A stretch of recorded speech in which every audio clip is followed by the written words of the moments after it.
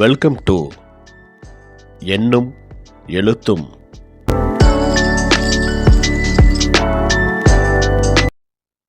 அனைவருக்கும் வணக்கம். 3ஆம் பருவம் 5ஆம் வகுப்பு அறிவியல் பாடம்.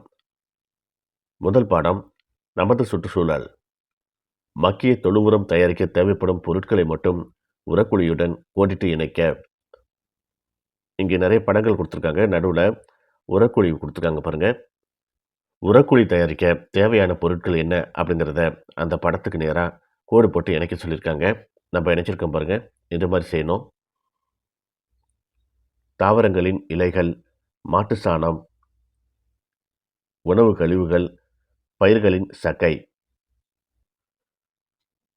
பசுந்தாள் உரமாக மாறக்கூடியவற்றை மட்டும் எடுத்து எழுதுக.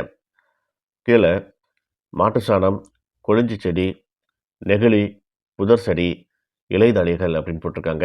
இதில் பசுந்தாள் உரமாக மாறக்கூடியதை மட்டும் எடுத்து கீழே போட்டு எழுதிருக்க பாருங்க. கொழிஞ்சி செடி, புதர் செடி, இலைதழைகள். படிப்பேன், எழுதுவேன். பாடநூல் பக்க எண் 79 உள்ள இயற்கை உரம் மற்றும் இயற்கை உரங்களின் வகைகள் என்ற தலைப்பில் உள்ள பத்தியை படித்து பின்வரும் வினாக்களுக்கு பதில் எழுதுவோம் அப்படின்னு கொடுத்துருக்காங்க. இங்கே ஃபர்ஸ்ட் கேள்வி பாருங்க. மக்கிய தொழு உரம் என்றால் என்ன? பயிர்களின் சக்கை, விலங்கு கழிவு மற்றும் உணவு கழிவுகள் போன்ற கரிமப் பொருட்களை பாக்டீரியா, பூஞ்சை போன்ற நுண்ணுயிரிகளால் சிதைவுறச் செய்வதாகும். இயற்கை உரத்தின் வகைகள் யாவை? விலங்கு எரு, பசுந்தாள் உரம் மற்றும் மக்கிய தொழு உரம் ஆகியவை இயற்கை உரங்களாகும். அடுத்து பசுந்தாள் உரத்திற்கும் விலங்கு எருவிற்கும் உள்ள வேறுபாட்டை எழுதுக அப்படின்னு கேட்டிருக்காங்க. ஃபர்ஸ்ட் பாருங்க. விலங்கு எரு விலங்குகளிடமிருந்து பெறப்படும் பாஸ்பரஸ், நைட்ரஜன், பொட்டாசியம் இதில் அதிகம். பசுந்தாள் உரம் மக்கிய தாவரத்திலிருந்து பெறுவது. வேர்முண்டுகளில் நைட்ரஜனை தக்க வைக்கிறது. அடுத்த கேள்வி. நீ விவசாயியாக இருந்தால் இயற்கை உரத்தை பயன்படுத்துவாயா, செயற்கை உரத்தை பயன்படுத்துவாயா? ஏன்? இயற்கை உரத்தை பயன்படுத்துவேன். இயற்கை உரங்கள் மனித இனத்திற்கு என்றும் தீமை தருவதில்லை. செடியின் வளர்ச்சியை உற்று நோக்கி பதிவு செய்க அப்படின்ட்டு ஒரு அட்டவணை கொடுத்துருக்காங்க. இதில் முதல் வாரம், 2ஆம் வாரம் அந்த மாதிரி கொடுத்துருக்காங்க. ஒரு விதையை முளைக்க வைத்தால் அதன் நிலை எப்படி இருக்கும் அப்படிங்கிறத இங்கே குறிக்க சொல்லியிருக்காங்க. பாடநூல் பக்க எண் 72 மற்றும் 73 கொடுக்கப்பட்டுள்ள கால்நடை இனங்களின் படங்களை பார்த்து பெயர்களை எழுதுக. பாடப்புத்தகத்தில் உள்ள இதற்கான பெயர்களை கண்டுபிடித்து நம்ம எழுதியிருக்கிறோம் பாருங்க.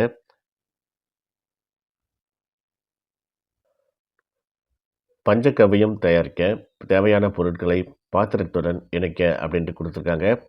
நடுவில் பஞ்சகவ்யம் தயாரிப்பதற்கான பாத்திரம் அப்படின்னு போட்டிருக்காங்க. அதை சுற்றி நிறைய பொருட்கள் போட்டிருக்காங்க பாருங்க. அதில் மாட்டு சாணம், பால், நெய், வெல்லம், மாட்டின் சிறுநீர், தயிர் இதெல்லாம் கோடு போட்டு நம்ம இணைச்சிருக்கிறோம். இது எல்லாமே பஞ்சகவ்யம் தயாரிப்பதற்கான பொருட்கள். படிப்பேன், எழுதுவேன் அப்படின்ட்டு கீழே இருக்குது. பாடநூல் பக்க எண் 74 கொடுக்கப்பட்டுள்ள உணவூட்டம் மற்றும் பயன்கள் ஆகிய தலைப்புகளின் கீழுள்ள பத்திகளை வாசித்து பின்வரும் வினாக்களுக்கு பதிலை எழுதுக. முதல் கேள்வி. கால்நடைகளுக்கு ஏன் சத்தான உணவு கொடுக்க வேண்டும்? ஆரோக்கியமாக இருக்கவும், நன்கு பால் கொடுக்கவும் சத்தான உணவு கொடுக்க வேண்டும். சக்கையில் அதிக அளவில் உள்ள சத்து எது? அதிக அளவில் நார் சத்து உள்ளது. கால்நடைகளுக்கு வழங்கப்படும் சத்து செறிந்த உணவுகள் யாவை? குருணை, தானியங்கள், திணை, தீட்டப்பட்ட அரிசி, பருத்தி விதைகள் மற்றும் புண்ணாக்கு. பஞ்சகவ்யத்தின் பயன்கள் யாவை? தாவரத்தில் காணப்படும் பூச்சிகள், பூஞ்சைகளை கட்டுப்படுத்த பயன்படுகிறது. தேடி திரட்டுவேன். உன் வீட்டில் வாங்கும் பால் உரையின் மீது குறிப்பிடப்பட்டுள்ள சத்துக்களை அட்டவணைப்படுத்துக அப்படின்னு கேட்குறாங்க. இங்கே அட்டவணைப்படுத்திருக்கோம் பாருங்க. இதை பார்த்து நீங்கள் அப்படியே எழுதிக்கலாம்.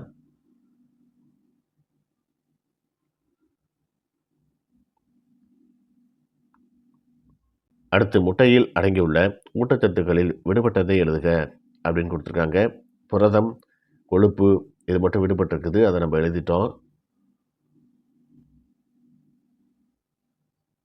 படிப்பேன், எழுதுவேன். பாடநூல் பக்க எண் 75 கொடுக்கப்பட்டுள்ள கோழி இனங்களின் படத்தை பார்த்து பின்வரும் கோழிகளின் பெயர்களை எழுதுக அப்படின்னு கேட்டிருக்காங்க. பாடப்புக்கில் இதோடைய பெயர்களை கண்டுபிடிச்சி நாம் இங்கே எழுதிட்டோம் பாருங்கள். இந்த மாதிரி எழுதிக்கணும். அடுத்து படிப்பேன், எழுதுவேன். பாடநூல் பக்க எண் 76 கொடுக்கப்பட்டுள்ள பண்ணை பறவைகளிலிருந்து கிடைக்கும் பொருள் பத்தியை படித்து விடுபட்ட இடத்தை நிரப்புக. முட்டை, இறைச்சி உரமாக பயன்படுகிறது. தலையணை, மெத்தைகள் தயாரித்தல். தேனீக்கள். ராணி தேனீ ஒரு நாளைக்கு 2000 முட்டைகள் வரை இடும். ஆண் தேனீ முட்டைகளை கருவுறச் செய்யும்.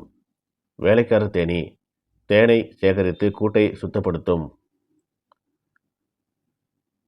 பாடநூல் பக்க எண் 78 தேனீக்களிடமிருந்து பெறப்படும் பயனுள்ள பொருள் என்ற தலைப்பில் உள்ள பத்திகளை படித்து கோடிட்ட இடங்களை நிரப்புக. இரத்தத்தில் உள்ள சிவப்பு நிறமையான டேஷின் அளவை அதிகரிக்க தேன் பயன்படுகிறது. ஹீமோகுளோபின். தேன் கிருமிநாசினி பண்பையும் பாக்டீரியா எதிர்ப்பு பண்பையும் பெற்றுள்ளது. தேன் ஆயுர்வேதம் மற்றும் யுனானி மருத்துவ முறைகளில் பயன்படுகிறது. உயவுப் பொருட்கள் மற்றும் மெழுகுவர்த்தி தயாரிப்பில் தேன்மெழுகு பயன்படுகிறது. தேனீக்களின் அறைகளை அமைப்பதற்காக தேன்மெழுகு தேனீக்களால் தேன்மெழுகு சுரக்கப்படுகிறது. கதையை படித்து வினாக்களுக்கு விடையளி அப்படின்ட்டு இங்கே ஒரு கதை கொடுத்துருக்காங்க. இதை படித்து பாருங்கள். அடுத்த பக்கத்தில் இதுக்கான கேள்விகள் கேட்டிருப்பாங்க. வினாக்களுக்கு விடையளி. எலும்புகள் பலம் பெற எதை பருக வேண்டும்?